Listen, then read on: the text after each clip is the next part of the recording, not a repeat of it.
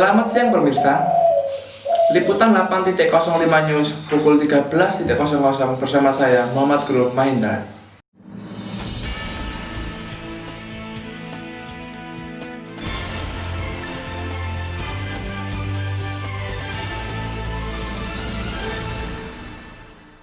Di Sukoharjo, Jawa Tengah, ada salah satu UMKM atau usaha mikro kecil menengah di daerah Kecamatan Tawangsari yang memproduksi kain warisan dari nenek moyang.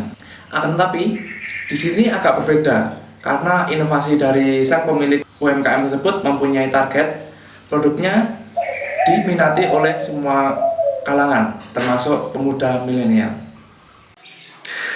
Di Desa Kedung Jambal, Kecamatan Tawangsari, Kabupaten Sukoharjo, mempunyai UMKM yang sangat inovatif. Nyatanya, ia mampu memikat hati para anak-anak muda zaman sekarang untuk memakai produk-produk dan budaya-budaya dalam negeri sendiri. Biasanya, anak muda zaman sekarang itu lebih gemar dengan brand-brand atau merek-merek dari luar negeri. Jadi, mereka kurang cinta dengan produk warisan budaya sendiri.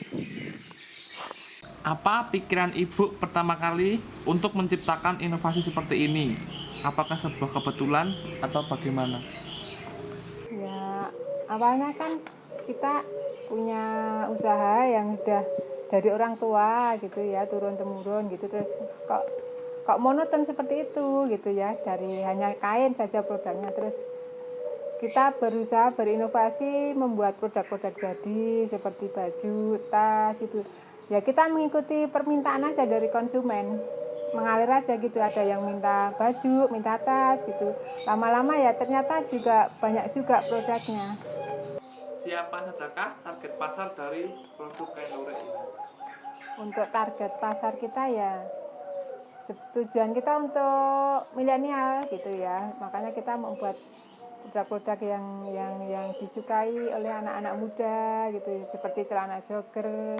Kalau dulu kan memang lurik itu memang untuk yang orang-orang tua, seperti baju model sorjan, model beskap itu kan sudah biasa. Padahal sekarang itu kan jarang dipakai, paling untuk acara-acara hajatan gitu ya. Terus sekarang lurik itu bisa dipakai untuk santai, untuk bepergian, untuk biasa seperti untuk batik, untuk kain-kain katun lainnya gitu ya. Ini Mas. Nggih. Yang XL nggih. Ya.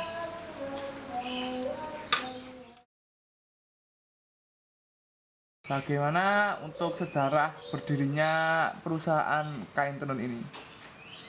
Awalnya yaitu sebenarnya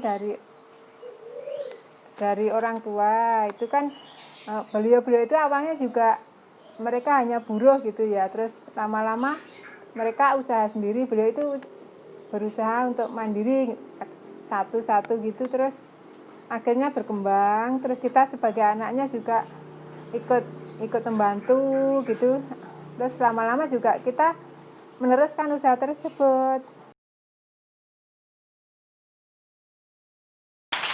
Pabrik kain lurik yang dulunya hanya memasarkan kain, sekarang tercetuslah ide dan inovasi agar lebih digemari oleh semua kalangan.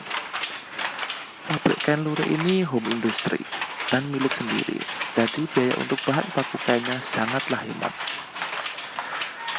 Target dari produk ini ternyata tidak hanya kaum milenial saja, akan tetapi mencakup semua usia. Karena desainnya yang trendy dan kece, anak muda pun tidak malu memakainya. Dan di saat pandemi ini, pemasaran agak sulit karena tutupnya pasar-pasar dan pusat pembelanjaan. Dan ekonomi yang sedang menurun drastis ini juga mempengaruhi penjualan-penjualan dari produk UMKM. UMKM atau usaha mikro kecil menengah dimanapun pasti merasakan kesulitan ini karena hilangnya pasaran ataupun karena faktor-faktor yang lain. Jadi, pemerintah harus memikirkan bagaimana solusi untuk para pelaku usaha yang pasarnya menurun bahkan mati. Muhammad Guru Mahendra, 8.05 News, Kedung Jambal, Tawangsari, Sukoharjo, Jawa Tengah, melaporkan.